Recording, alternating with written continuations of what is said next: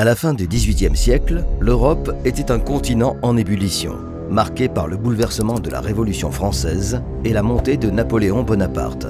Napoléon, brillant stratège militaire et leader, étendit rapidement son influence et son contrôle à travers l'Europe. À la fin du siècle, ses campagnes avaient transformé le paysage politique. À commencer par ses victoires éclatantes en Italie. Il conquit de vastes territoires, y compris des parties de l'Autriche, des Pays-Bas et de la péninsule italienne. Ses stratégies audacieuses et son ambition sans relâche firent de la République française une puissance dominante en Europe. L'expansion de l'empire de Napoléon prépara le terrain pour ses grandes ambitions, y compris sa décision de lancer une campagne audacieuse en Égypte. Comprendre ce contexte est crucial pour apprécier pourquoi Napoléon, au sommet de son pouvoir, s'intéressa à cette terre lointaine et ancienne qu'était l'Égypte.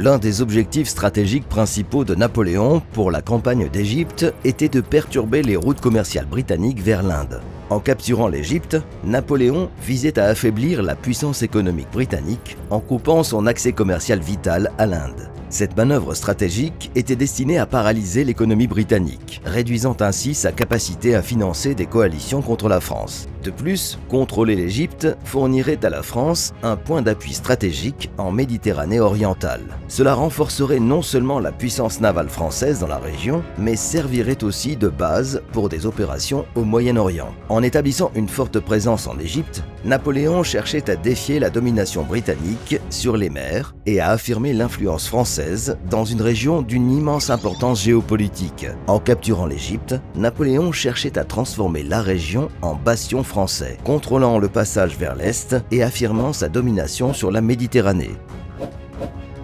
L'Égypte était perçue comme une terre de richesses et de ressources immenses.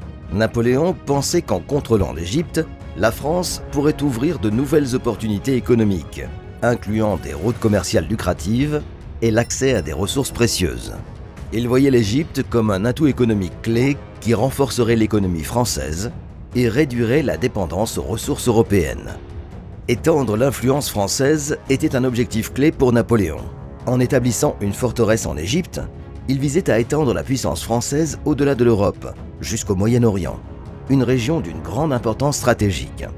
Le mouvement de Napoléon en Égypte était aussi une attaque préventive contre l'Empire ottoman qui contrôlait la région. Cela affaiblirait les Ottomans et les empêcherait de menacer les intérêts français. En contrôlant l'Égypte, Napoléon voulait projeter la puissance française, contrer l'influence britannique et remodeler le paysage politique régional en faveur de la France. L'ambition de Napoléon et sa quête de gloire personnelle jouèrent un rôle majeur dans sa décision d'envahir l'Égypte.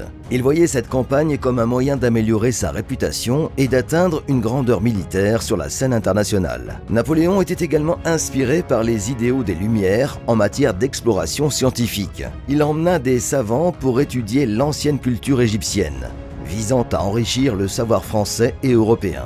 L'Égypte antique, avec son histoire riche et ses monuments magnifiques, fascinait Napoléon et beaucoup d'Européens. Conquérir l'Égypte reliait la France à cette civilisation ancienne, enrichissant son patrimoine culturel.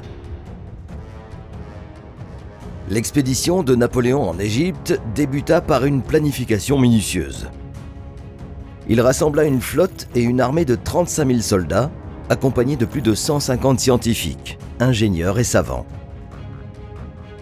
L'expédition quitta Toulon le 19 mai 1798. La flotte traversa la Méditerranée en évitant la Royal Navy britannique sous l'amiral Horatio Nelson, qui patrouillait les eaux. Merci à un arrêt prévu de Nelson en Sardaigne en raison du mauvais temps. La navigation stratégique de la flotte française les a rapidement conduits à Malte. Les chevaliers de Malte refusèrent la demande de Napoléon de débarquer et de se ravitailler. Il décida donc d'attaquer, capturant l'île et sécurisant une position stratégique. Après Malte, la flotte poursuivit son voyage vers l'Égypte, débarquant finalement à Alexandrie le 1er juillet 1798. Cette arrivée marqua le début de la campagne. Les forces de Napoléon se déplaçant rapidement pour sécuriser des positions clés dans la ville. Ces mouvements rapides en Égypte étaient cruciaux pour établir une base solide. Il visait à sécuriser Alexandrie et à avancer vers le Caire, engageant les forces locales et consolidant le contrôle français sur des points stratégiques clés.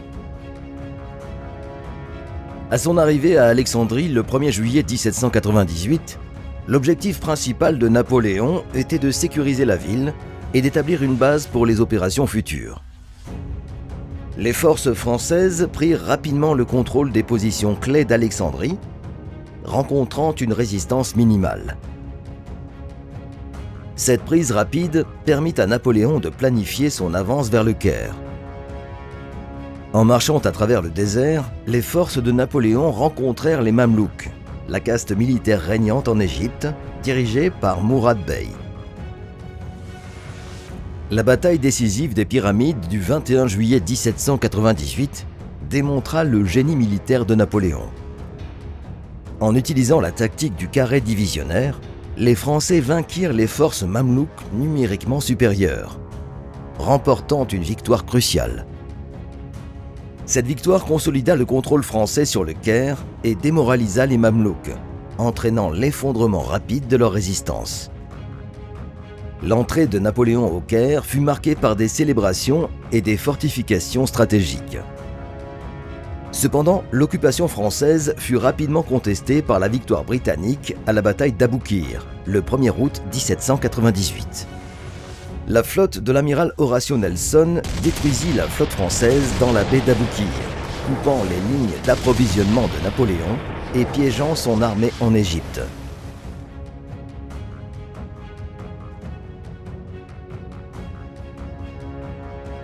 Malgré l'isolement, Napoléon poursuivit ses campagnes en Égypte, cherchant à consolider son contrôle et repousser les contre-attaques ottomanes.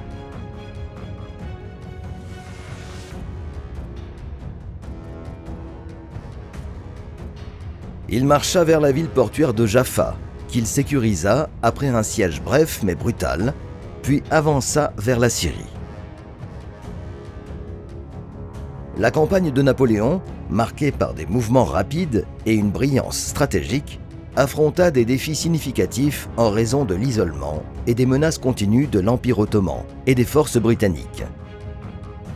Soulignant son talent tactique et son ambition d'étendre l'influence française bien au-delà de l'Europe.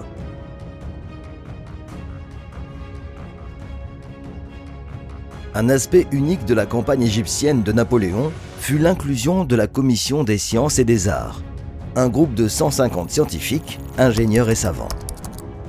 Inspirés par les idéaux des Lumières, ils visaient à étudier la riche histoire, la culture et les ressources naturelles de l'Égypte.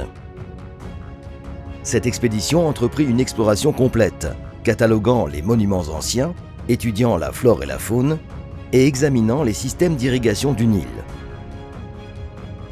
Leur découverte majeure fut la pierre de Rosette en 1799, clé pour déchiffrer les hiéroglyphes égyptiens. Cet artefact révéla les secrets d'une civilisation ancienne et fut un jalon en égyptologie. Les résultats furent publiés dans Description de l'Égypte, influençant profondément la connaissance européenne de l'Égypte. L'intégration de l'exploration scientifique avec la conquête militaire par Napoléon démontra son ambition d'avancer la connaissance tout en affirmant la domination française. Malgré les succès initiaux, la campagne de Napoléon en Égypte rencontra des défis importants. L'environnement désertique, les maladies et les pénuries de ravitaillement mirent les forces françaises à l'épreuve. La résistance locale et les menaces des Ottomans et des Britanniques compliquèrent la situation. Le revers majeur fut la victoire navale britannique à la bataille d'Aboukir. La flotte de l'amiral Horatio Nelson détruisit la flotte française, coupant les lignes d'approvisionnement de Napoléon et piégeant son armée en Égypte. Isolé et avec des ressources limitées, Napoléon marcha vers la Syrie début 1799 pour anticiper une attaque ottomane. Cependant, la campagne fut marquée par une résistance acharnée, notamment au siège d'Acre, où Napoléon ne put pénétrer les défenses de la ville. Après cet échec, Napoléon rentra en Égypte, se retrouvant dans une situation difficile. Les revers militaires, les maladies et les problèmes de ravitaillement le contraignirent à reconsidérer la faisabilité de maintenir une présence en Égypte. Constatant l'impossibilité de tenir l'Égypte, Napoléon laissa son armée sous le commandement du général Jean-Baptiste Kléber et retourna secrètement en France en août 1799. Son départ marqua la fin de son aventure égyptienne et le début de son focus sur la consolidation du pouvoir en Europe. Bien que marquée par des défis, la campagne égyptienne de Napoléon illustra son ambition et sa réflexion stratégique, laissant un impact durable sur l'histoire militaire française et la connaissance de l'Égypte. Napoléon campagne en Égypte, motivé par des objectifs stratégiques, économiques, politiques et personnels, reste un chapitre important de l'histoire. Bien que finalement infructueuse, elle illustre l'ambition et le génie militaire de Napoléon.